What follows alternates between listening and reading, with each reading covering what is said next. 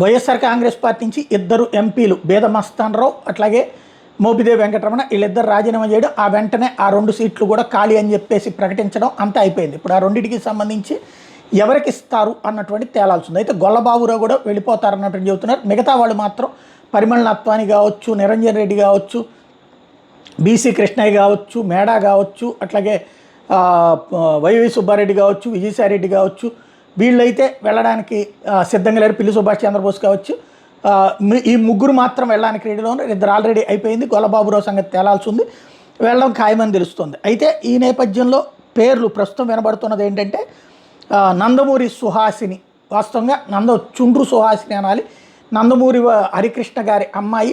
ఇప్పుడు జూనియర్ ఎన్టీఆర్ వ్యవహార శైలి వల్ల అతను పక్కన పెట్టాను తప్పించి వాళ్ళ కుటుంబానికి అయితే తగిన న్యాయం చేస్తున్నామని చెప్పడం కోసం గతంలో ఎమ్మెల్యేగా కూకట్పల్లి నుంచి పోటీ చేసి ఓడిపోయినటువంటి ఆమెకి ఇప్పుడు రాజ్యసభ ఇస్తారన్నటువంటి ఒక ప్రచారం జరుగుతుంది. మరోవైపున ఆశిస్తున్న వాళ్ళు అయితే ఖమ్మంపాటి రామ్మోహన్ రావు, గల్లా జయదేవ్, కనకమేడల రవీంద్ర, పనబాక లక్ష్మి, ఆలపాటి రాజేంద్ర ప్రసాద్తో పాటుగా టీడీ జనార్దన్, వర్లరామయ్య వీళ్ళందరూ ఉన్నారు.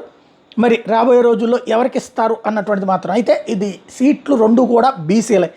ఈవెన్ గొల్లబాబురావు వచ్చేస్తే ఓవరాల్గా ఆ బడుగు బలహీన వర్గాలకు సంబంధించిన సామాజిక వర్గాలకు సంబంధించినటువంటి ప్రజాప్రతినిధులు జగన్ ఇచ్చాడు, వాళ్ళకి తీసుకుని ఓసీలకు ఇస్తే ఆ చర్చ మళ్ళీ వస్తుంది.